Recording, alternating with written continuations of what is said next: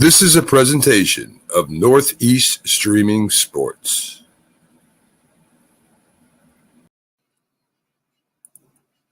You're listening to TGI Sports Talk with your host Keith Angle on Northeast Streaming Sports.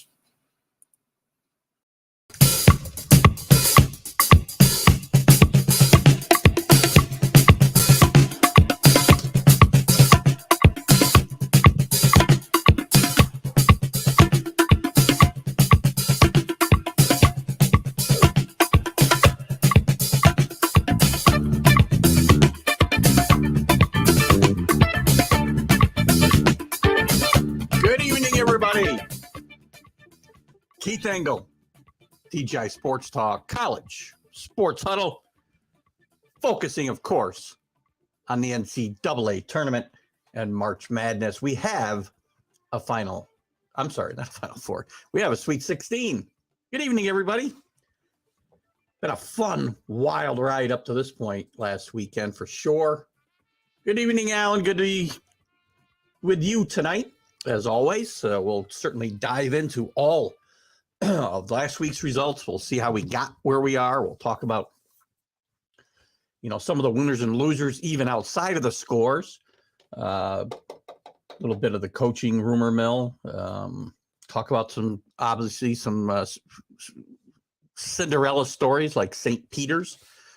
Why that's a good thing for St. Peter's. Obviously, their first trip to the Sweet 16 ever for a MAC team. First trip to the Sweet 16, and certainly the first time for St. Peter's. First time St. Peter's ever won a game in the NCAA tournament. And we'll talk about some other teams. We've got an interesting game coming up this week with Iowa State and Miami at an 11 and a 10, I believe. Iowa State 2-22 last year, and I've been very tough on Iowa State all year, as Alan can attest. Did not think they belonged in the tournament. Great turnaround for this team. And we'll talk more about that as well. We'll talk a little bit, too, about the replay situation. The replay situation, as it is in all sports, and I think it may be worse in college basketball than any place else. These games in the final minutes just slow to a crawl. So we'll talk about some of that as well. What do you got here? Of course, Miami, Iowa State, Michigan, 4 double-digit seeds left. Agreed, Alan. You know what? I liked Miami going in here to win a couple games. So I'm not terribly surprised there. Very surprised by Michigan winning their second game. I thought they'd win their first game. And very surprised by Iowa State as well. A couple notes before we get started. We're obviously want to welcome all our viewers on Facebook and YouTube, Twitter. This show will air tomorrow. If you're watching on Roku, you're seeing it at noontime on Thursday. And we thank all the groups that will allow us to share this as well. And I want to say a shout out to my sometime co-host on this show, or certainly a significant contributor to this show and my Sunday shows, Mark Mancini. As I mentioned Sunday on the Stream of Consciousness show, Mark and his family lost his mother-in-law this past week, and we certainly send along our condolences to Mark and his family, and send along our best wishes there. Here we are, guys. Let's see what you got here, Alan, before I move on. Aside from Michigan, aside from St. Peter's, is the biggest surprise. I disagree, Alan. I will say it's Iowa State again, but I can give you that Michigan is a surprise.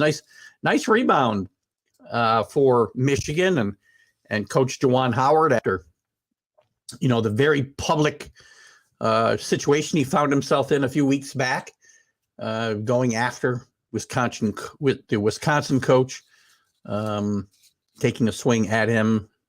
Again, that we're not going to rehash that whole situation, but right now I got this little going on. Sorry. Juwan Howard is, and I hope it's not a calculated thing, because I don't think it is. I don't think Juwan Howard's necessarily a bad guy by any means, but nice PR move for Juwan Howard in Michigan, with him seen consoling one of the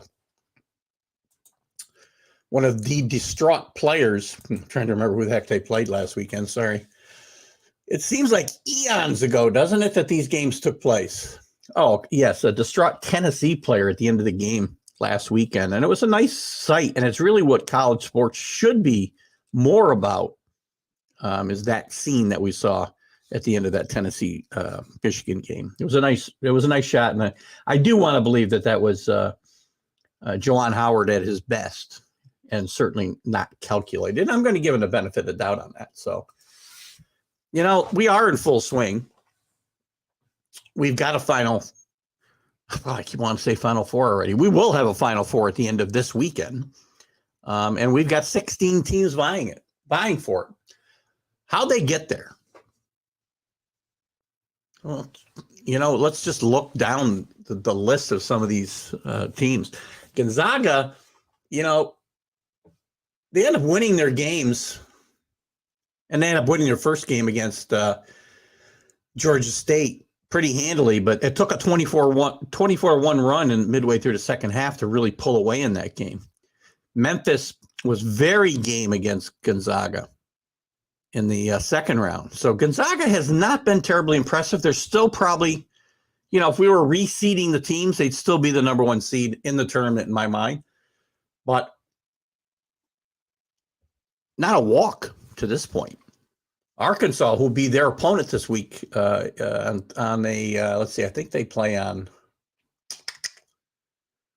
I don't have the dates where they play here, do I? I do, 30-24, so that'd be Thursday. Arkansas, look at very athletic team. Can't put the ball in the basket terribly well.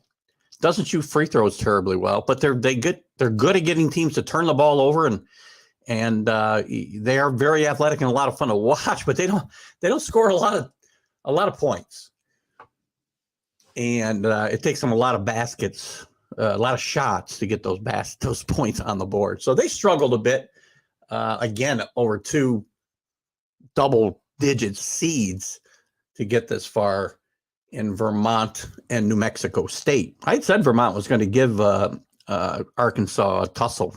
This is a bad matchup for Arkansas. Georgetown. Gonzaga takes very good care of the basketball, and well coached, shoots the ball well. While they haven't been overpowering, this is going to be a tough matchup for them. We'll get to it in a second. Who else surprises us? The Notre Dame Texas Tech. I would say Notre Dame surprises me. And there are more than I'm sorry, Notre Dame's not there. Gosh, sorry. Texas Tech will be playing Duke, obviously. Texas Tech with a win over Notre Dame this weekend, and also a win over Montana State very easily. Texas Tech plays some great defense, and this is going to be a tough game for Duke. Duke with a I think a 22-6 run to finish the game out and come back and win that game against Michigan State. The last matchup with Tom Izzo and Coach K, which was certainly something that you had to watch as a basketball fan. And I think it's going to be an interesting matchup again this weekend. We're going to go through these games a little bit more, but I kind of like right now I'm leaning towards Texas Tech. We'll see what we do when we do our picks here in a little bit. We'll get back to the picks later in the show. We're just talking about how they got there. North Carolina, big surprise. North Carolina has lost one game in the last month, guys. I was all over North Carolina for not playing very well. Let's see what kind of comments we got here. I was all over North Carolina for not playing very well most of the season. The record was always fairly good, but never beating the really good teams. Never with that signature win. They certainly turned that around in the last month. Certainly beating Duke on the road at Cameron and Coach K's last game at Cameron Indoor, winning the ACC, well, almost winning the ACC tournament. Virginia Tech won that tournament, but playing very well. And again, Coach Hubie Davis kept this team together. It's a young team, and I think this team has a lot to be proud of. beating a really good Baylor team, obviously seeded number 1 this weekend. They did blow a 25-point lead late in that game, but again, the resiliency to hang on speaks loudly. Blowing a 25-point lead is not a good thing, but it speaks loudly to who this team is, that they were able to rebound. What's Alan got here? I know this isn't related, but how about St. Bonaventure being in the semifinal of the NIT?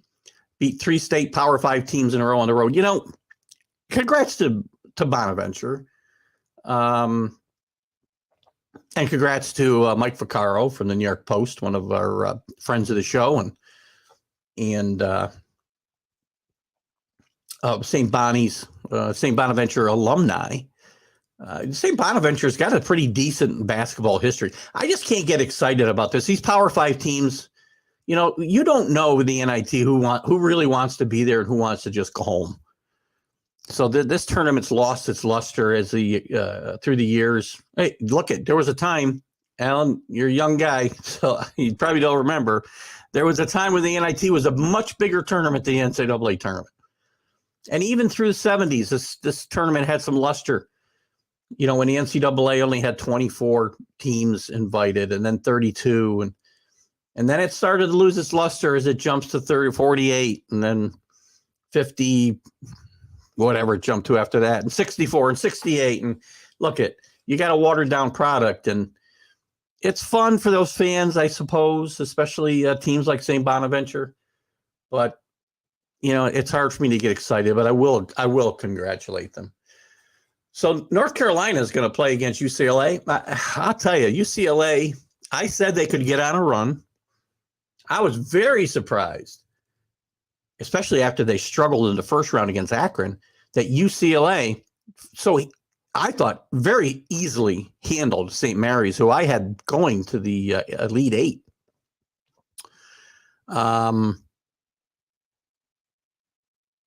So this is going to be an interesting game. 2 blue bloods, North Carolina and UCLA matching up in the Sweet 16. And we'll talk more about that game in a second. Purdue trying to overcome their defensive shortcomings. Those 2 big men, they got 2 guys over 7 foot tall guys that are playing great basketball. We're going to talk more about them as we go along. But a nice job by Purdue getting by Yale easily. And I think fairly easily handling Texas as well, winning the game by 10. I think it was Purdue was one of the more impressive teams in the tournament so far. And, of course, St. Peter's. I think this will be the end for St. Peter's. I don't think they can match up with Purdue. Those 2 big guys, you know, they've won 2 great games. All hats off to St. Peter's and what they've done here. Again, their first tournament win ever. First MAC team ever to get to the Sweet 16. They're unfortunately probably going to lose their coach, which we'll talk about some more in a moment. But I think this will be the end for them against Purdue. We'll talk more about that. Arizona. Fairly easy ride, I think, to the Final Four. TCU gave them a pretty good run. I shouldn't say that. TCU actually gave them a really tough go of it in the Sweet 16. I know I actually liked TCU to win that game. I believe Allen did as well. But Arizona holds form and gets to the Sweet 16 to play Houston, who, again, I said was overrated. The computers all love Houston. And maybe I underestimated them. They handled the UAB fairly well, which UAB is a good basketball team this year, and I thought they were being a little lightly taken, and I liked UAB to upset them. They beat the number 4 ranked Illinois team, who was another team who just can't put the ball in the basket, and that's kind of a theme here. We're going to see that when we break down some of these individual teams.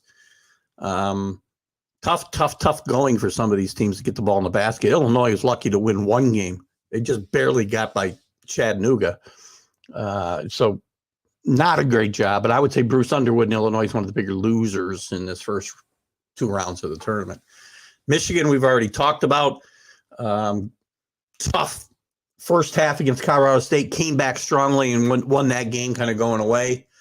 And a nice win over Tennessee, a Tennessee team that I thought was underranked coming in. I thought they could have been a 2 for sure, even a borderline 1. And just a good showing by Michigan. Don't overlook them in this game against Villanova. I will like Villanova in this game, but Villanova handled Ohio State, who I wasn't a big fan of, as well as Delaware fairly easily. Villanova, deep, experienced, great coach with great tournament experience in Jay Wright. Very underrated coach in college basketball. You know, he's the only guy I believe in this tournament with multiple national championships other than the retiring Coach K. Just a great coach, Jay Wright. Kansas, who I thought had the easiest path to the Final Four. I did like Iowa to beat them and upset them, but that was more of a heart pick, I suppose. They showed how good they are by blowing out Texas Southern, handling Creighton pretty handily, I think, even though they won by 7 at the end.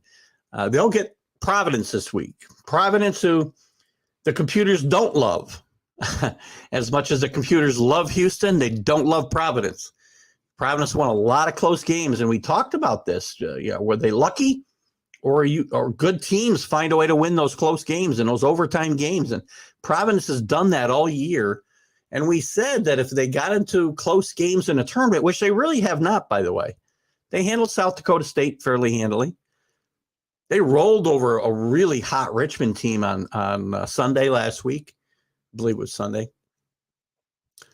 And they get to the Sweet 16 to face Kansas, and it'll be a tough task for them. Iowa State, we just talked about. I undersold them badly. Forgive me, Big 12 fans. Forgive me, Alan. This team was 2-22 a year ago, 0-18 in the Big 12. To go from there to the Sweet 16, what a tremendous job by Iowa State and their first-year coach, TJ Otzelenberger. Great job. You know, there's some really good first-year coaches this year, and people got to keep an eye on. We talked about Arizona earlier. You know, and I think maybe the coach of the year has got to be, or at least consideration for coach of the year has got to be the Arizona coach, whose name's escaping me at the moment, Tommy Lloyd. Tommy Lloyd, longtime lieutenant to Mark Few at Gonzaga. Just a great job up there, and I think he may be the coach of the year. But Iowa State and the job TJ's done there, to go from the depths of 0-18 in the league to the Sweet 16, tremendous job. Absolutely tremendous job. And they'll face Miami, the final team we'll talk about. The Miami Hurricane with Jim Larangara. I think, if I read right, 16 years removed from taking George Mason to the Final Four, Jim Larangara. It's hard for me to believe that it was 16 years ago. Maybe I misread that. But even if it's 12 years ago, it's a long time. I can't believe it's that long ago. It seems like 5 years ago. Tremendous job. So that's your final six. That's your Sweet 16. We'll dive into these teams a little bit more. New York City's COVID protocol is now being revised, so unvaccinated players can now play home games in New York. Good to know. I don't think that affects the tournament at all, does it, Alan? I don't think there's any. I'm trying to see where these games are being played this week. San Francisco, Philadelphia, San Antonio, Chicago. Good news, though, for those New York City teams. We'll certainly tackle that maybe Friday with the Mad New Yorker, and certainly on Sundays, our Stream of Consciousness show. What else do we want to talk about real quick? I'm going to dive into these teams, as I said, in the games. Let's look at some of the bigger winners and losers here before I dive into these teams a little bit more in depth that are left. And certainly bring your comments. As always, your comments are welcome. You guys help drive this show, and I'm certainly happy to share your comments and go back and forth with you, as we're wont to do on this show. I love doing that. I think one of the winners in this first couple rounds, even though I said they weren't terribly impressive, is Gonzaga. Gonzaga shows their championship medal here. And Mark Few, now one thing Gonzaga couldn't do is go out in these first couple rounds. And I think they showed their championship medal here. They struggled at times here against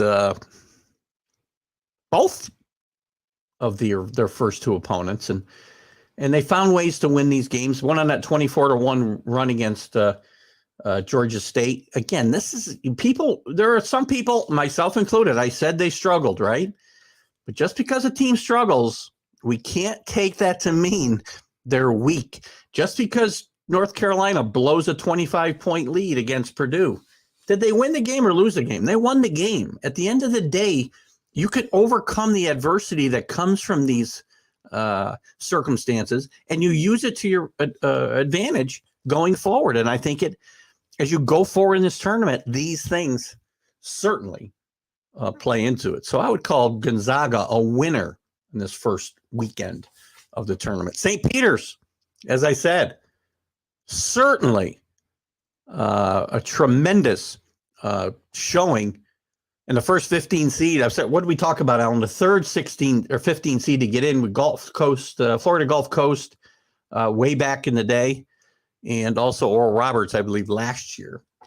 But St. Peter's, just a tremendous effort against Kentucky and the red-hot Murray State team in the round of 32. So wonderful job by St. Peter's. Great team to root for, but they're going to go out this weekend, or even Thursday night or Friday night, whichever night they play. Houston, I would say, is a winner. And I would call Illinois a loser here if we want to talk about these two teams in the same breath. Kelvin Sampson, third straight year, I believe, in the Sweet 16 at Houston, and reviving that program, a program with a pretty good historical track record. Would we go back, obviously, in time to the Guy Lewis days and the old Southwest Conference? But he's done a great job getting to the Final Four last year, giving Baylor, I think he played Baylor in the semifinal and giving them all they could handle. I really I overrated how overrated they were. I said the computers loved them, and some of the analytical stuff that an old guy like me doesn't like to buy into, said they were a good team, and the eye test was telling me they weren't. But they very impressively beat Illinois here in the second round. And Illinois, on the flip side of this, would be one of the losers in my mind of this first weekend. Not just losing the games, but Bruce Underwood and that program losing a little bit of credibility and whatnot, going for just a little of their cred going forward, because they should have done more. This team is talented. This team is deep. And I think they should have handled this Houston team last weekend, and they didn't even come close to doing that. Baylor, again, looking for back-to-back champions, which we don't get a lot, obviously, in college basketball. We don't. You've got to go all the way back to, where do we go back to? I'm not even sure who the last back-to-back champion was, right off the top of my head. But you don't get them every day, not since UCLA's dynasty died. But Baylor, again, injuries did them in. North Carolina, they fought valiantly as the defending champion, overcoming that 25-point deficit in the second half, forcing overtime. But at the end of the day,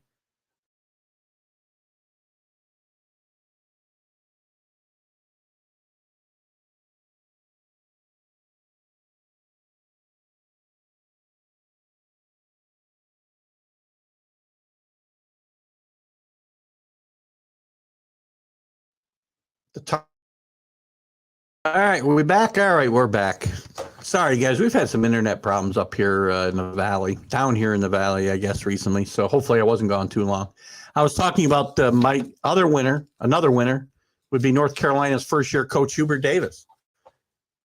impossible task of taking over for the legendary Roy Williams, who led 2 legendary programs, Kansas and North Carolina, took North Carolina to multiple national championships, led them to a 23-8 regular season. We were knocking them, me included, most of the season. And here they are in the Sweet 16, where North Carolina historically has always been, or better. And you can talk to me all you want about the fact that they tried to choke away a 25-point lead. Doesn't matter. At the end of the day, they won. And they won pretty handily in overtime. So they regrouped after blowing a 25-point lead. And that speaks to the leadership capabilities of one Hubert Davis, former New York Knick, by the way, Hubert Davis, leading the Tar Heels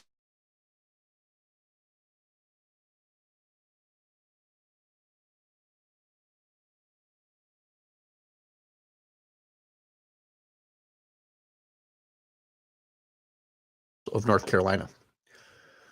Who else? All right, guys. Sorry. I hope I don't bounce in and out of here all night like this, but let me know if I'm not bouncing out. Let me know. Eli Brooks. We talk a lot on this show and about veteran leadership at guard, especially being so important in this NCAA tournament. And it's showed up here. Eli Brooks proved it again with leading Michigan to a victory, I should say, over much higher ranked Tennessee, a Tennessee team that was red hot, who had beaten about 5 teams ranked in the top 10 in the last 3 weeks. And he scored 18 of his 23 points in the second half to lead Michigan to a fairly easy victory at the end of the day over Tennessee. So I'll give Eli Brooks a check mark for being a big winner in this first weekend, showing that veteran leadership at guard that we like. I'll give Alan a little shout out before I continue. Biggest winners, St. Peter's, Michigan. Miami, biggest losers, the SEC. I would say that. Murray State, that's probably a good call. I wouldn't say that necessarily. Colorado State, well, listen, the Mountain West didn't fare terribly well in this tournament. They got 4 teams in, and I thought they might get a team through to the Sweet 16. I don't believe they did. Let me make sure I'm not misspeaking here. There's nobody from the Mountain West, right? No, didn't think so. Anyway, I was called the whole Mountain West losers here, and they would have been one of my picks here, probably coming up, Alan. So you beat me. You beat me to the punch there a little bit. And I'm not just looking at, this is outside of wins and losses of what I'm kind of looking at here. So I will say Kennedy Chandler's draft stock is a big winner in this for Tennessee in the loss to Michigan. He took control of this game and really dominated for large stretches of this game. It was really the only thing that kept Tennessee in the game. 19 points, 9 assists, 4 boards. Only turned the ball over 3 times. Played 37 out of 40 minutes. I think you'll see Kennedy Chandler's draft stock greatly increase after this performance this weekend. Losers, we talked about the SEC in general, Tennessee specifically. Tennessee really could not shoot anything. I think they were 2 for 18 this weekend against Michigan from 3. And you just can't shoot that badly and have a chance in this tournament, obviously. Arkansas coach Eric Musselman. Arkansas didn't make a Sweet 16 since 2016, between 1996 and 2019. 2020, there was no tournament. But they're in back-to-back Elite Eights with Eric Musselman, who also led Nevada to a couple of Sweet 16s. And by the way, Arkansas went to the Elite Eight last year, which is going to be a little tougher this year, as we'll talk about in a second. But Eric Musselman has done a great job at Nevada and now in turn at Arkansas. And he'll be up. Listen, I hope he stays in Arkansas for a while, because Arkansas deserves a good coach like Eric Musselman. And the defense that this team plays is suffocating. So watch out for the Razorbacks, maybe to pull that upset against Gonzaga. Here's what a prediction I'll make to you. The championship game, the championship winner is going to come from the Gonzaga-Arkansas game. I'll go out there. I talked about this a couple times so far. Iowa State, definitely a huge winner. The Big 12's a winner overall, I would say, too, Alan, with the fact that TCU nearly made it to the Sweet 16. Kansas did. Texas Tech did. Iowa State did. But Iowa State, overall, as I mentioned, 0-18 in the Big 12 last year, I'll say again, and then getting to and only 2 wins all year overall. From there to the Sweet 16, tremendous job by them and their new head coach. And again, I think the Big 12 getting 3 teams out to the Sweet 16, good job. I mean, who else has got more? The ACC? I've been ripping the ACC forever. I think the ACC looks really good. Notre Dame had a shot here outside of the teams that actually got in. Carolina, Duke, Miami.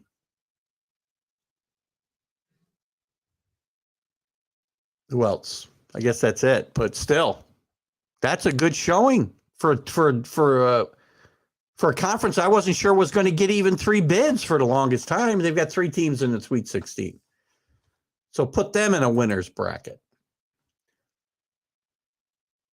A little bit of a loser. It's hard to call Richmond after their little nice run a loser, but they've really flamed out in the round of 32 after beating Iowa pretty handily. I thought they just didn't show up against Providence and they go down. But I'll give them a weak loser bracket here. I'll give a winner's mark to Creighton's fight and determination. This is a team that looked like they were going to be out of it. And this was a team that didn't shoot well from 3-point range all year. 30%, I think they shot. But they hit 12 out of 28 against Kansas and gave them a decent game for most of the year after struggling in the first round and finding a way to win that first round game against San Diego State. They were behind most of this game, forced overtime, and found a way to win. So I'll give Creighton a little bit of a kudo for showing some toughness and resiliency. Didn't end up getting them to the Sweet 16, but you know what? All the winners aren't the teams that are still playing. Remy Martin. We don't know what you're getting with Remy Martin in Kansas from night in and night out. They've got him coming off the bench most of the time now, and the good Remy Martin has shown up so far in this tournament, especially the win over Creighton with 20 points in that victory. He's got 35 points and shot 13 of 22 in these first 2 games. So we'll give a step up to Remy Martin. By the way, my favorite cognac, Remy Martin. I don't think it's the same guy. What are my other? That's kind of that's kind of who I had. If we, Coach K, I think is a big winner here to get to the Sweet 16 in his final year. I know Duke isn't satisfied with that, but it's nice to see him play on the second weekend at least. I think he's going to have a tough time against Texas Tech on Thursday night or whichever night they play. But I think, again, it was important for Coach K to get this far. So let's give him props. Let's look back at the bracket.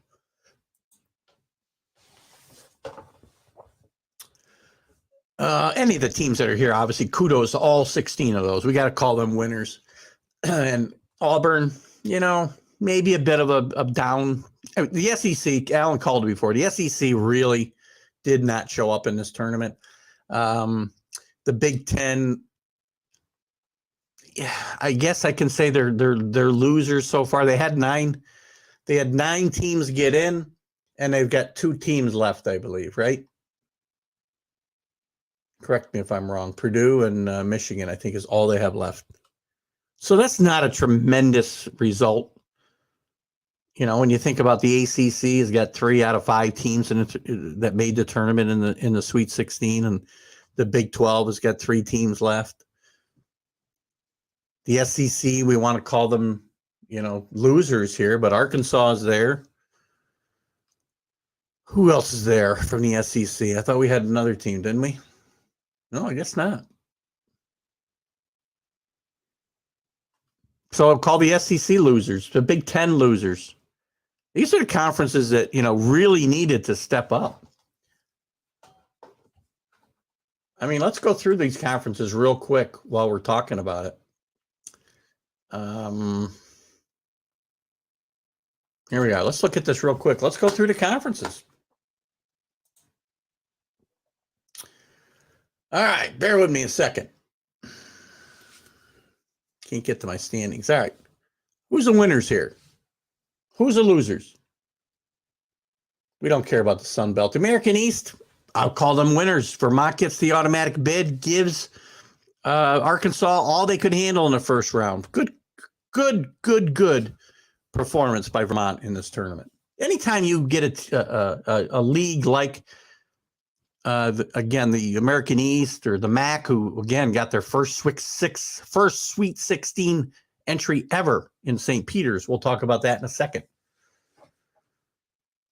The American Conference, the American Athletic Conference, you know, Houston, I say they're winners. Not a great season for them overall, but Houston is now in the Sweet 16 for the 3rd straight year. Memphis played very well and gave Gonzaga all they could handle in the round of 32. So that league, I would say, comes out ahead. Not a good performance for the A-10. Richmond, as we said, did get a big win over Iowa in the first round, but Davidson goes down to Michigan State in the first round. I had Davidson winning two games. I had them beating Duke in the round of 32. I thought we'd get a better performance out of Davidson here, and Richmond, it really flamed out in the round of 32. So can't give them props, but I will give props to the ACC, who I really ripped all year long. And really good. They've got Duke. They've got North Carolina. They've got Miami. All in the Sweet 16. Good performance by Notre Dame, who was one of the last teams to get in this tournament. So overall, a good performance out of the ACC here. The Big 12, Kansas is there. Texas Tech is there. Iowa State is there. Again, I did not think belonged, but great job by them and kudos to them. TCU gave Arizona a tough fight the entire night and just missed getting to the Sweet 16. Texas is a bit of a disappointment. Baylor a bit of a disappointment. But overall, I'll give the Big Ten a thumbs up. The Big East, Providence is alive. Villanova is alive. Creighton, as I said before, fought hard. But big thumbs down to UConn. Big thumbs down to Seton Hall, which we'll talk about more in a second. And big thumbs down to Marquette in an ugly game against North Carolina. I don't know what was going on there, and I don't know how there aren't some suspensions coming from Marquette and maybe even Shaka Smart. But just not a pretty not a pretty look for Marquette or the Big East. So I'm going to give the Big East a thumbs down overall, even though they got 2 teams here, and I think Villanova is a legitimate title contender here. Big Sky, Big South, all one bid leagues, nothing out of the ordinary there. Big Ten, again, 9 entries. Wisconsin, a big disappointment. Illinois, huge disappointment. Bruce Underwood barely gets by Chattanooga, and then they get their butts handed to them by By who? Yeah, by who, Keith? Excuse me. Who did Illinois lose to? Houston, right. So again, not a great performance from the Big Ten. Iowa, huge disappointment in Iowa. Trey McCafferty does it again. Hottest team, one of the hottest teams in the country coming in, rolled through the Big Ten tournament, rolled through the second half of the season. Really, really working on all cylinders on offense. And they come up a stinker against Richmond. Rutgers out early. Ohio State, Michigan State, all out in the second round. By the second round, Indiana out in the first four. You still got Michigan alive. You still got Purdue alive. Thumbs down to the Big Ten. Big West. These are all one tournament, one bid leagues. Not really going to get excited or not excited about any of them. The Metro Atlantic, the MAC, thumbs up. St. Peter's, we thought Iona was the class of this league. Who knew what St. Peter's had in them? Tremendous showing by the St. Peter's Peacocks. Led by several really good players, by the way, including Matthew Lee, the point guard from I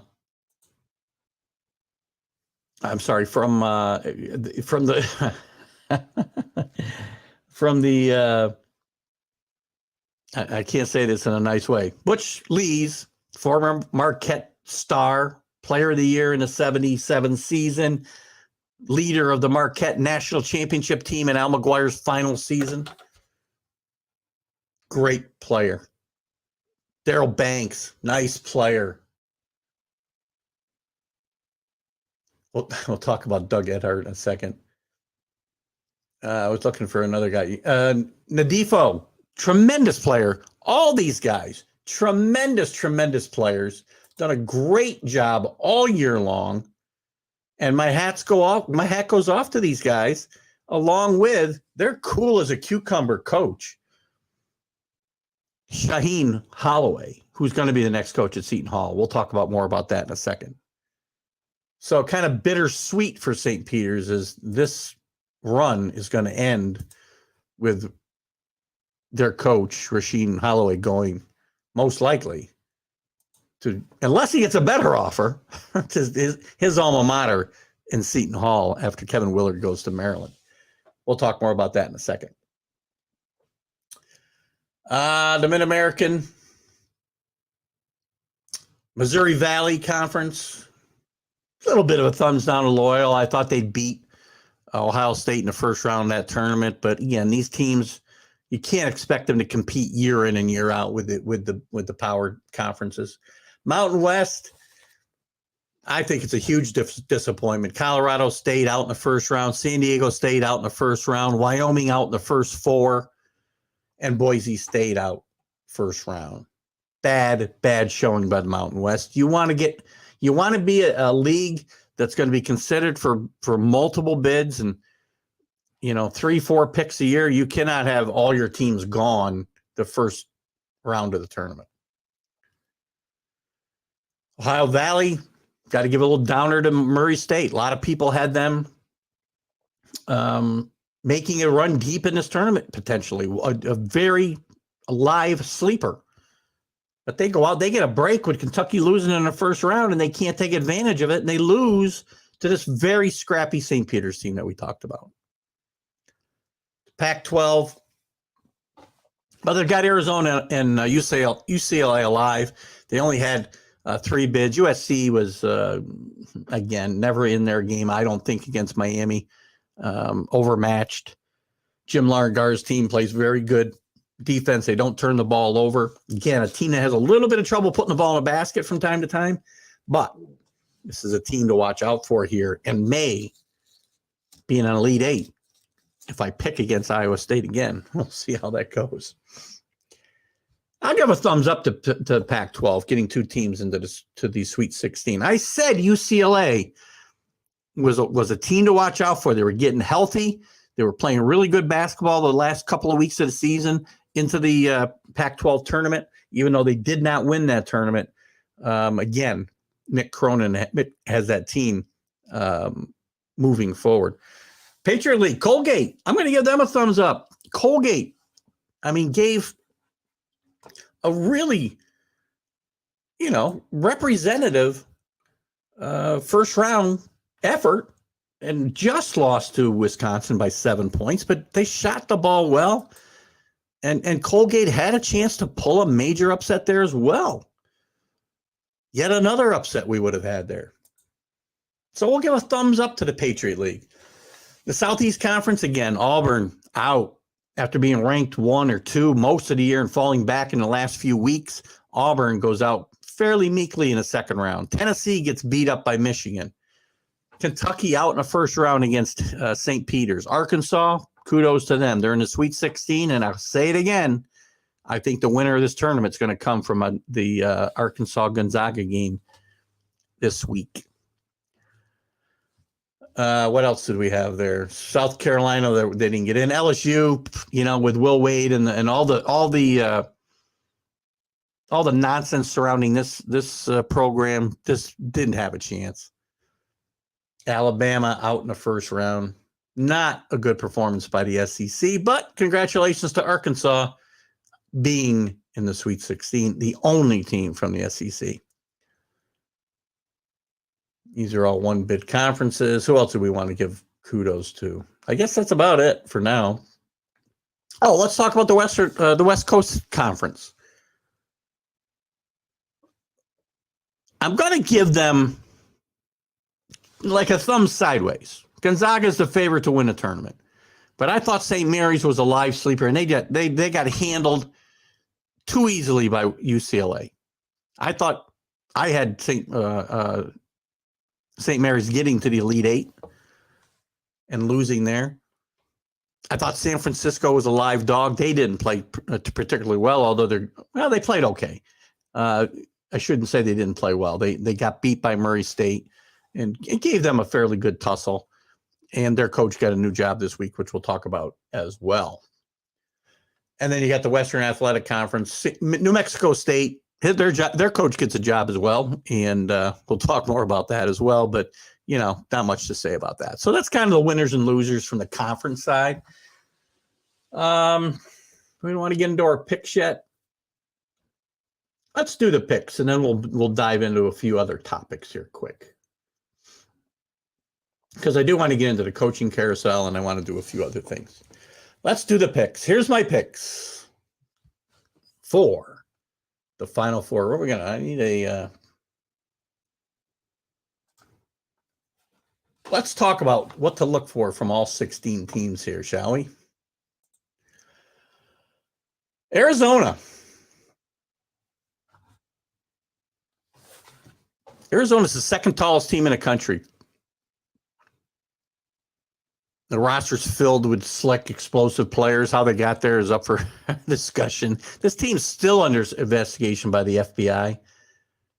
And as I said, their first-year coach has done a great job keeping this team on an even keel and playing really good basketball, holding off a really game TCU game. The question is going to be, can they protect that defensive glass?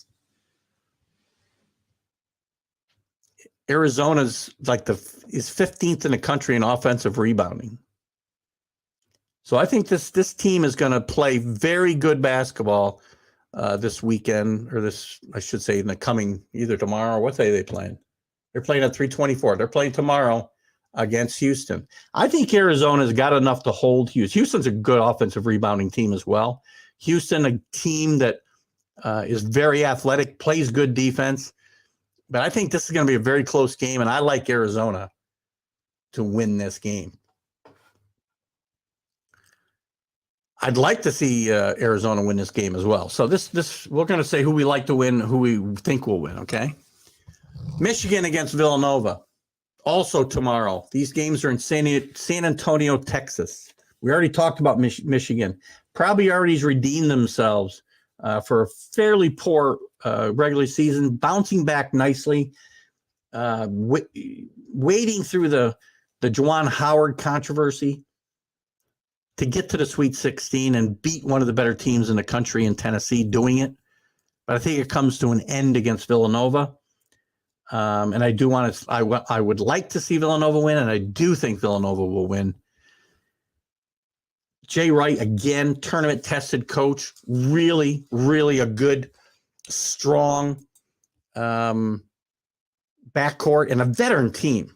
Villanova, here's the thing you got to think about. In this era of one and done players, Villanova does a great job of bringing in kids who are talented, but also not quite good enough to get out of here in a year or two. They're sticking around, most of them, and some of them come through the transfer portal, but they do a great job of getting kids to come in and stay there. And Jay Wright, as I said, one of the most underrated coaches in the country in my mind, 2 national championships since 2016. Well done by Jay Wright. I think Jay Wright and Villanova will beat Michigan in this game. We got a comment here. Welcome, Anthony. I see you have showed up. You see I do see a number 1 seed fall this weekend as well. Arizona, I think I just picked I just picked them to win. So we'll get to that. I do think, let's see, I definitely have number 1s going down this weekend. So we'll get into that, but welcome. Oh, tomorrow. Well, there's only, how many are playing tomorrow, Anthony? So the number 1 seeds playing tomorrow, Gonzaga, Arizona, and that's it. So listen, I will tell you, we're going to get to the Gonzaga game in a second. Actually, we'll get to it right now. Gonzaga against Arkansas tomorrow from San Francisco. This game is a matchup of, again, a very well-coached Gonzaga team who takes care of the basketball against a defensive-minded, trapping, ball-stealing team in Arkansas. Eric Musselman has them play with reckless abandon. And I think, as I said a minute ago, I don't know if you were here, Anthony, but I said I think that the national championship is being played in this game tomorrow. I think the national championship game winner comes from Gonzaga and Arkansas. Now, I want to see, hang on one second. I'll come back to you in a second, Alan. Let me finish up. So, again, this is who do I want to win? Who do I think will win? I want Arkansas to win. And I think they can win. But I think Gonzaga is going to have just a little bit too much. I think their first 2 games, again, as I said earlier in the show their championship medal. And I think that this team now is poised to probably win their first national championship. And if they should get upset by Arkansas, that will springboard Arkansas to the national championship. I'll get back to your picks here in a second, Al. Let me finish up tomorrow's games, and then I'll come to your comments. The other game tomorrow night, Texas Tech, the number 3 seed in the West against the number 2 seed, Duke. Duke riding an emotional high. Every game might be Coach K's last game. Last Sunday looked like Coach K's last game as Michigan State seemed to have this game in hand before Duke went on a 22-6 run to end the game. Big emotional victory for this team, the type of game that could propel this team into the Final Four and maybe beyond, who knows. But they're running into a strong Texas Tech team who faded a little bit in the regular season and the Big 12 tournament, but plays great defense. There was a lot of talk about their Coach Beard leaving and going to Texas. But this team got left in very, very good hands. In the hands of 64-year-old Mark Adams. Plays great defense, tenacious defense. And I think that's going to be trouble for Duke. Duke's not a seasoned team. I think since you guys have put all your picks up, I think I'm going to do all my picks, and I'll get to your comments. So keep commenting if you want on what I'm talking about or what you want to add. But I'll go to your picks in a second here, Alan and Anthony. I know I see yours, but I think Texas Tech is going to be too much defense for this Duke team. I want to see Duke win. Who do I want to win? Duke. I want to see Coach K continue this ride. I don't want to see this career end. You know, Duke's a polarizing program. People love them or people hate them. They're like the Dallas Cowboys. They're like the New England Patriots. You know, you can think of a teams in every sport that the sport is better when Duke is good. The sport wasn't as good last year without Duke being good. Also Kentucky and North Carolina. But I don't want to see this run in. You're never going to see something like this again. When Coach K retires and then Jim Boeheim retires at Syracuse, they're not going to see 40-year careers at a school ever again, I don't think. So I want Duke to win, but I think Texas Tech will win. Let's move to Friday's games, and I'll get to your guys' conferences. UCLA and North Carolina. North Carolina done a great job. One of the hotter teams. You know, we talked about Tennessee. We talked about Arkansas. We talked about Purdue and Iowa and all these hot teams coming into the tournament. But North Carolina's lost one game in a month, I believe. They get to UCLA, who I said was going to be very tough. Very tough. If they got healthy. And they did get healthy in the last couple of weeks of the season, and they've been playing really good basketball since, only losing to Arizona in the semifinals, I think, or the finals. I can't remember now. The Pac-12 tournament, probably the final. I want to see UCLA win, and I think UCLA will win this game. St. Peter's and Purdue. These games, by the way, are in Philadelphia, Pennsylvania. St. Peter's and Purdue. Look, I want the Peacocks run to continue. I would love to see them make the Elite Eight. I'd love to see them find a way to the Final Four. I just don't think it's going to happen. For all the problems Purdue has on defense this year, and they've got a high-powered offense. They've got twin towers. They've got twin towers, I should say, inside that they can go to. They've got great perimeter play. They got just a really good offense. And Matt Painter is a really good coach. And I think this is the end of the St. Peter's Cinderella run. And Purdue will get the victory there. And I promise you guys, I got one more region. I'll be getting to your comments. On Friday as well, Kansas. These games are in Chicago, Illinois. Kansas will take on Providence. Providence, again, I've talked about how the computers and a lot of the experts think they're the luckiest team in the country. But I think all those close games would do them well as they got into the tournament. They have not played a close game really in the tournament yet. And I don't know if they're going to this week. Kansas is hitting on all cylinders right now. We talked about Remy Martin playing really well off the bench. If Remy Martin continues to play that type of basketball and this Kansas team stays within themselves and plays to their potential, Kansas will win this game handily. I'd love to see Providence win. So who do we want to win? Providence. Who will win? Kansas. And in the last game, Alan's favorite team, not his favorite team, I guess, but the team I've bashed as much as anybody all of March and February and said they didn't belong in the tournament. Every time Joe Lunardi's bracketology came out, Iowa State doesn't belong in. Other teams are more deserving. Well, again, off a year before with no wins in the Big 12 and 2 wins overall, this team finds themselves in the Sweet 16 and an 11-10 matchup against the Miami Hurricanes. Go Hurricanes! Jim Larngara took a George Mason team to the Final Four. Jesus, I keep saying 16 years ago. I can't believe it was that long ago if it was. But one of the great underdog stories of all time, George Mason making it to the Final Four. Miami wouldn't be that big an underdog, but it would still be a great story. And I think Miami's going to prevail here. Miami takes care of the basketball. Iowa State has trouble putting the ball in the basket sometimes, as a lot of these teams do. And I think Miami's going to continue that run, and I think they're going to make it to the Elite Eight. And then I guess we got to give our picks from there, right?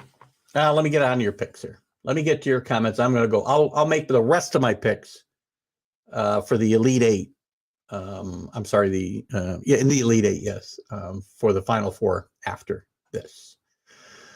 Okay, so where are you? Anthony Price, we saw this. We saw number 1 seed falling. I'm sure you're going to tell me who it is. Houston over Arizona. Nova over Michigan, Allen has. And I think we are we're on one team and off on another for me. Arkansas over Gonzaga. That's who I want to win. I just hope who I think will win is wrong. Texas Tech over Duke. We're on the same page there. Again, I want to see Coach K move forward, but I just don't think there's enough. North Carolina over UCLA. That game's a toss-up for me. I think both of these teams are playing really good basketball, some of their best basketball of the season. And I think that this is, again, a team, they're probably, you could see a Final Four out of this matchup right here. Kansas over Providence. I like that. Iowa State over Miami. I knew you'd be there. I do like Miami. I just think Miami's on this little bit of a roll. And Jim Largar's had this magic one time before. Let's see if he can repeat it. Anthony Price. Yeah, Alan, I don't have Duke going to the Final Four. Who's your number one? Anthony, you got to give me the team that will lose tomorrow night. You have 2 number ones. You didn't want, or you're just saying one of them will lose and you're not going to pick which one? I'll say, Anthony, as far as this comment goes, I mean, I think Duke will lose tomorrow night. I would love nothing more as a college basketball fan and a sports fan in general to see Coach K go to the Final Four in this last hurrah. I really would. It'd be great for the sport. It'd be great to watch. It'd be great television. And I just the emotional win that they had, that comeback over Michigan State in the final minutes Sunday, I think it could give them that momentum that they need. The Ohio State game was embarrassing for sure. What are we talking about? Villanova, Ohio State's Ohio State's been embarrassing for weeks now. Allen's got Houston over Nova, Arkansas over Tech, North Carolina over Purdue, Kansas over Ohio State. There's his Final Four. Your pick was whoever, as long as Kansas wins that championship. I may give you an upset here that you will not like. I got to think about it. It's going to be the last game I pick here now as I go and pick the Final Four, the winners of the Elite Eight. Again, I will give you a team I think I want to win and the team I think will win. Drum roll, please. Oh, hold on.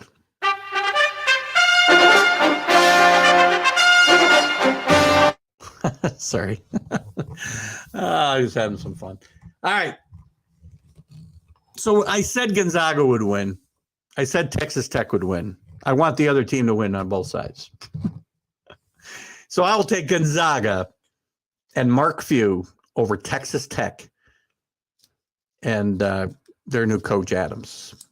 64-year-old rookie coach. I don't know if he's coached anywhere before head coach. He probably has. But he's done a great job at Texas Tech this year, but I think it comes to an end. And I do think, again, if Arkansas were to beat Gonzaga, that Arkansas will win this game as well. Because I do think the national championship, the national champion, will come from the Arkansas-Gonzaga game. So I'm going to take Gonzaga to the Final Four, which we'll obviously talk more about the Final Four all next Wednesday night. And the other matchup on Saturday, it'll be Arizona, in my mind, against Villanova. And I'm going to take Villanova and Jay Wright, the number 2 seed in the East or the South, to beat Arizona just on experience alone. Arizona's had a great run. Arizona does a lot of really good things. But Jay Wright, this time of year, when he gets this far, has some special magic a lot of times. And again, he's got that veteran, senior-laden team. Love his backcourt. And I think they get themselves to the Final Four. So there's my first two picks, Gonzaga and Villanova. We'll leave your region to the last, Anthony. We'll go over to the East, where I've said it will be UCLA against Purdue. These two teams played, I think, if I'm not mistaken, the last time Purdue was in the Final Four was 1980. UCLA made it to the Final Four that year after a bunch of years not making it, I believe. I don't know if they played each other or not. But I like UCLA here. I think UCLA, again, they've got the veteran presence from last year's Final Four run. This team is starting to hit on all cylinders. Mitch Cronin is a really good coach. And I think tournament tested after that run they made last year. And I do think that experience will play out here and knock Purdue and those Twin Towers in that great, great perimeter game that they have as well. And keep Matt Painter again from getting to a Final Four. You know, he's getting a reputation now as not being able to get over the hump. And I think that will continue. And I will take UCLA over Purdue. The last matchup, Kansas against Miami of Florida. The U and Jim Larangara. Jim Larangara, who took George Mason University to the Final Four. A Final Four that I think was won by Michigan State and Tom Izzo, if I'm not mistaken. In an upset-laden tournament, an upset in the Elite Eight takes Miami of Florida playing that really good ball control offense. They don't turn the ball over. They handle the pressure of Kansas. And Remy Martin has a bad game off the bench. And Miami of Florida and Jim Larangara find themselves in the Final Four in a matchup against UCLA, which we'll cover next week. So there's my picks. All right, what do we got? What did I miss? I haven't missed much. You guys haven't put anything up. Your Kansas team, unfortunately, have going down, Anthony. I'm sorry to hear that. The East Side really messed up your bracket. I think everybody's bracket's messed up. You know, my real bracket is ugly looking, let me tell you. Everybody's bracket's gone. What'd you see? Who's East? Who did I actually have coming out of this bracket originally? I think I had Purdue. And now I've changed my pick to UCLA after watching the first two games of this tournament. I really think that that's what we're going to see here.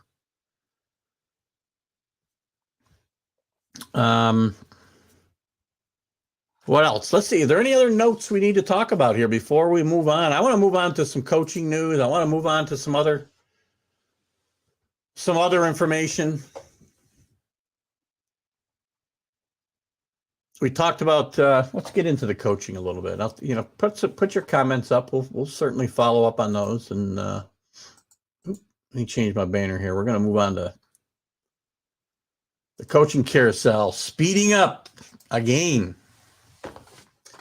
Let's see where we're at. What's happened this week? We'll talk about some other stuff. The big news is Coach Kevin Willard. What's his name? Kevin Willard. Ken Willard was a running back, I think, with the 49ers back in the 70s.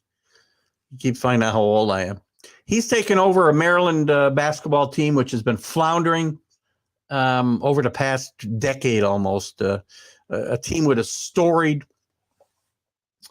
history with Lefty Driesell and never quite able to get over the hump when there was one team allowed in the NCAA tournament from a conference, and they'd always get beat by North Carolina or Duke or somebody else, usually North Carolina. Gary Williams was there and won a national championship here quite a few years ago now. Been a lot of years since Maryland's been a relevant program. Ken Willard will leave Seton Hall and look to take that over and restore the glory there. Now, the downside of that all is, and we'll put this up here. Well, I'll just leave it. I won't even put the banner up because it's going to depress St. Peter's fans. The downside of this is the fact that with Willard leaving Seton Hall, the coach at St. Peter's, a Seton Hall alum and a former assistant coach for Kevin Willard, is most likely to be the number one candidate and the new head coach, Shaheen Holloway, of the Seton Hall Pirates. Unless something better comes his way, I do not see any way Shaheen Holloway ends up at St. Peter's next year. And it's a shame. You talk about a cool and collected coach. I mean, he has got it together. He has got this team playing calm. It would be a shock to see them win this game against Purdue, but it's not out of the realm of possibility. This guy is as cool a customer as you will ever see on the sideline. I just still remember watching his post-game interview against after they'd beaten Kentucky. And they talked about, you don't ever seem, nervous, and he goes, it's basketball. This guy has seen a lot of things in his life, and he knows this is just a basketball game. It's an important basketball game and important to a lot of people. But this guy is as cool as they come, and Seton Hall will be very, very fortunate to get him as their head coach. And it's a shame it's for St. Peter's that they will lose him. Anthony had Baylor and UK. We were all in a boat there, man. As Maryland got, as we said just now, Kevin Willard is the new head coach at Maryland, and I think Kevin Willard will do well. It may take a little bit of work, and playing in the Big Ten is not an easy task, man. Both the play, the travel, not easy. When you're playing, when Maryland was in the ACC and you're playing up and down, Tobacco Road, it wasn't that bad, but now they're flying halfway across the country to play away games now. And it's not an easy task for these kids. So again, we'll see. I think it'll take some time. It's a tough conference, as we said, but I think he will get the job done there. Let me look at some other coaching news. LSU has hired Murray State head basketball coach McCullen. How do you say this guy's name? God, I'm so bad with names. It's ridiculous, right? Murray State off a great run this year. Little disappointing loss to St. Peter's in the second round. But Coach Matt was 154-67 in his previous seven seasons with Murray State.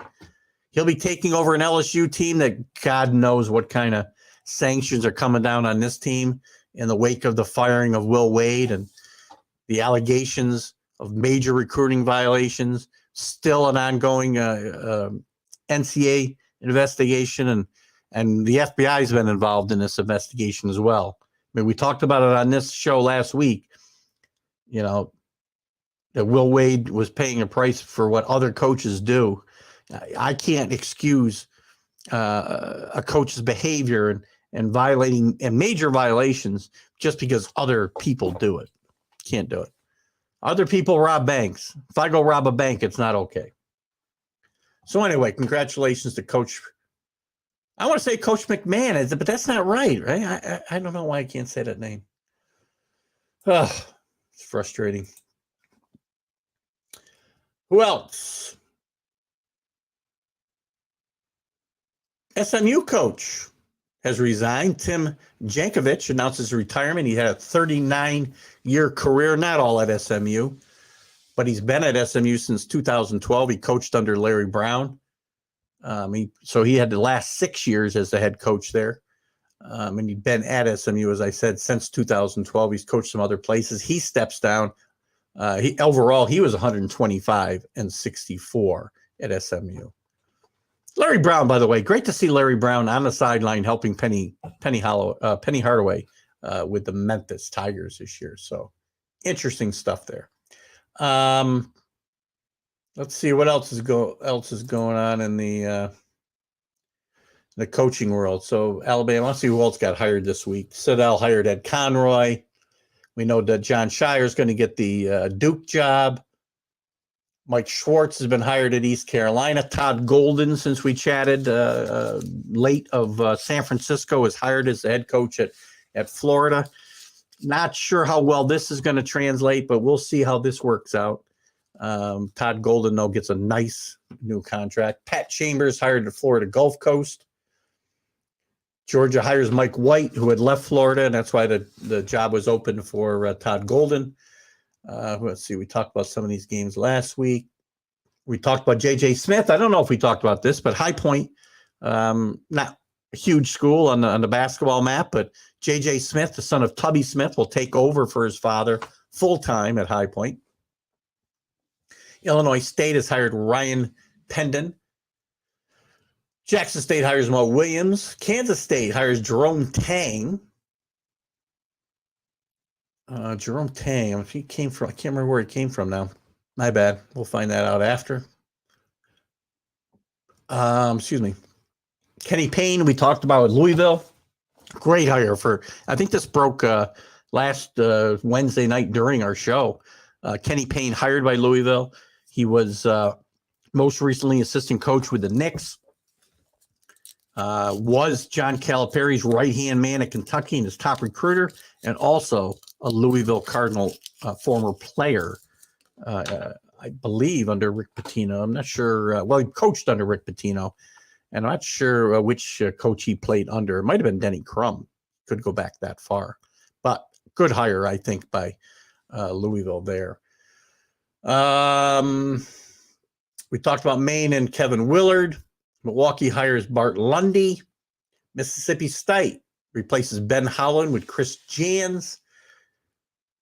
Missouri hires Dennis Gates from Cleveland State.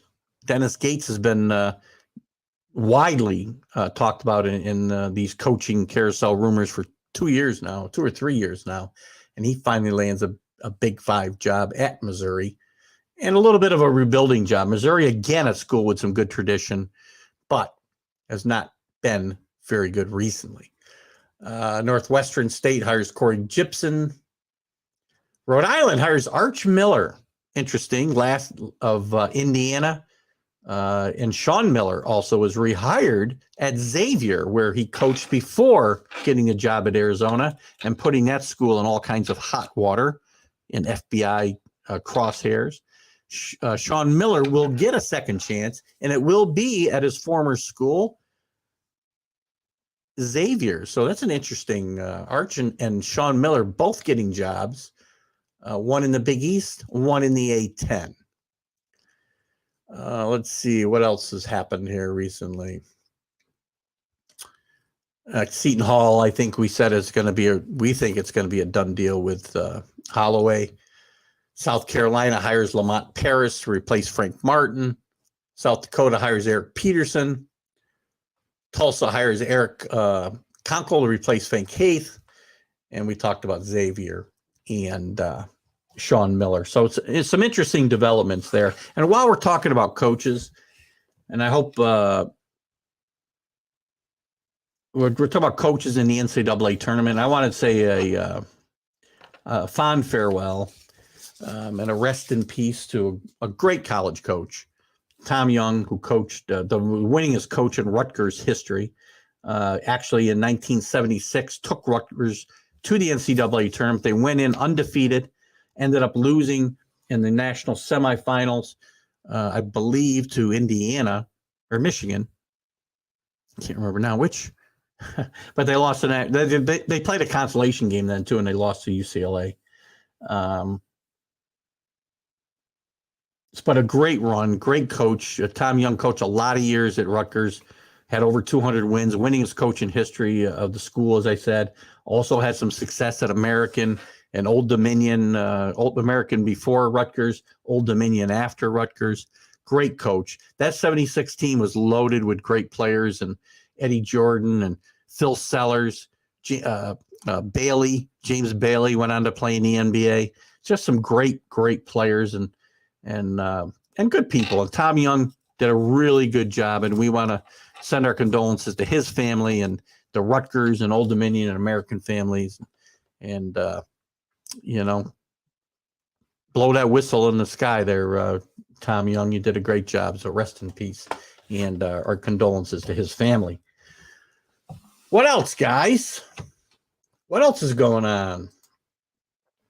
Nobody's got any comments. We got a small audience tonight. We'll get more on the replay, I know, but and hopefully you guys, when you're watching the replay, feel free to comment, because I go back and reply if there are comments after the show. So don't ever feel you can't, comment when you're watching this after it's shared to one of the college groups or whichever groups you might see it in. I don't know what else you got, guys. We can wrap it up, but let's just take a quick look at some college football news, if there's anything to talk about.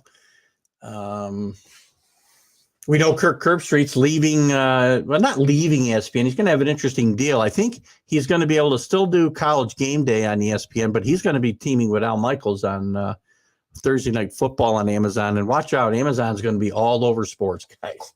All over sports going forward. And you're going to be paying for Amazon Prime if you want to watch sports soon, especially the NFL. Let's see, Alan, I thought you did this already. North Carolina over Arkansas, Kansas over Houston, and you don't have to give me the Final Four, but since you have, you can change it next week, because we've got another week to chat about the Final Four games. But you've got Kansas beating UNC. Well, Anthony ought to be happy about that.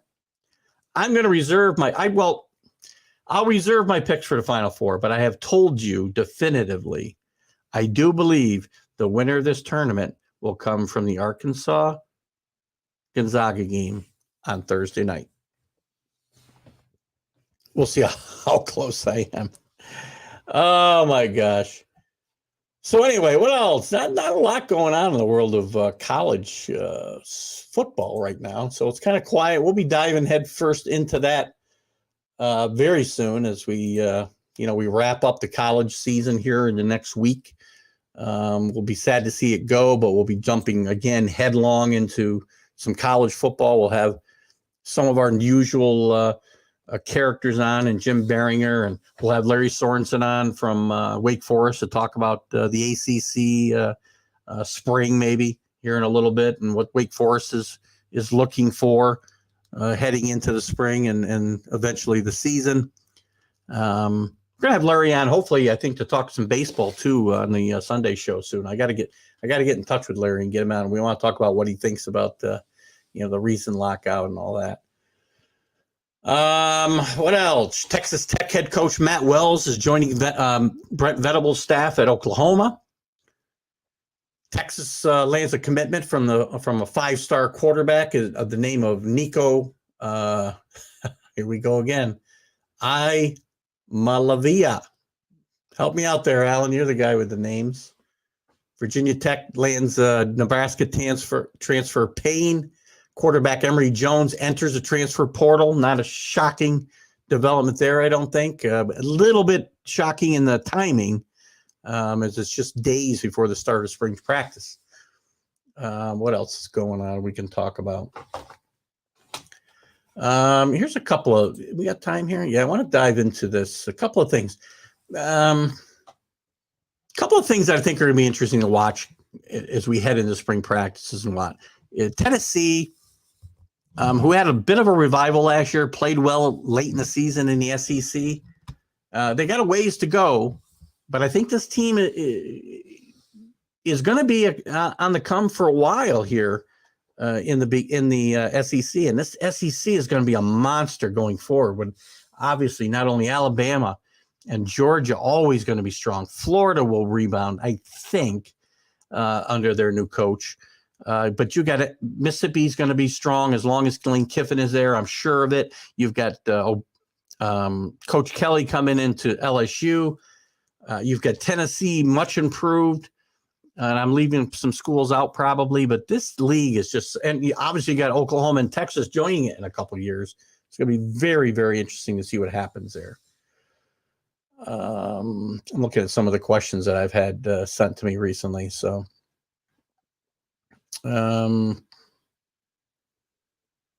what's the college football equivalent of St. Peter's in Kentucky? That's an interesting question. I don't know. I suppose like if there was a real playoff, I'd like to have 16 teams. 16 teams. It would be kind of the equivalent, I think, of Alabama or Georgia playing. I don't know. Coastal Carolina. I don't know. That may not be fair to Coastal Carolina. More like a maybe a Texas San Antonio. Somebody like that winning one of those leagues and getting into the playoff and actually shocking Alabama or Georgia or somebody like that. I'm trying to think of some other teams that might fit that bill that are good.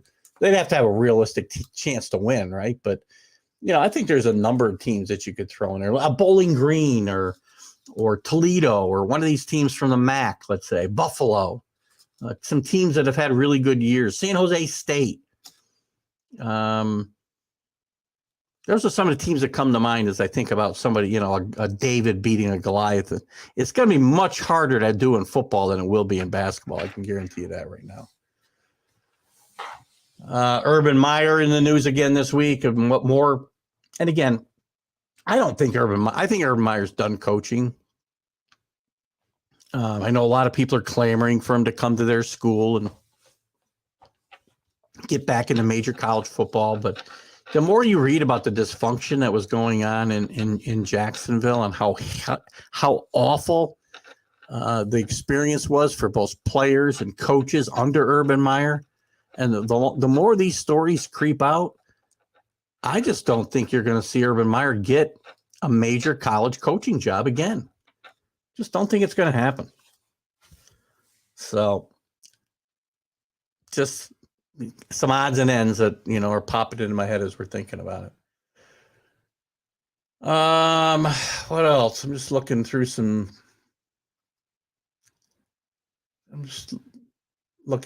notes and some stuff that's been sent to me over the last few weeks about college football. Nothing really is catching my eye other than that stuff. If you guys got anything else, if not, you know what? 8:27, we can wrap this sucker up, I think. So I think it's been good, guys. I know we had a small audience. Again, anybody joining us later, watching this tonight, tomorrow, if you watch it on Roku, you can come on to Facebook and make your comments. Don't feel if you're not part of the live show, you can't comment, because I will respond. And I want your comments. What you agree with me on, what you don't. Alan, one of our loyal followers, knows that, we kibitz back and forth during the shows, offline or off air. And, sometimes I agree with Alan's take on things and sometimes I don't. And the same goes for me, guys. I am a very opinionated guy. Don't think for a minute I know it all, though. I don't think that. I respect your opinion, even when I disagree with it. Guys, it's going to be an exciting Thursday and Friday, Saturday and Sunday of college basketball, as we will have a Final Four when we see you again next week on the College Sports Huddle. Keith Angle for TGI Sports Talk right here on the Northeast Streaming Sports Network. We'll see you later. Have a great night.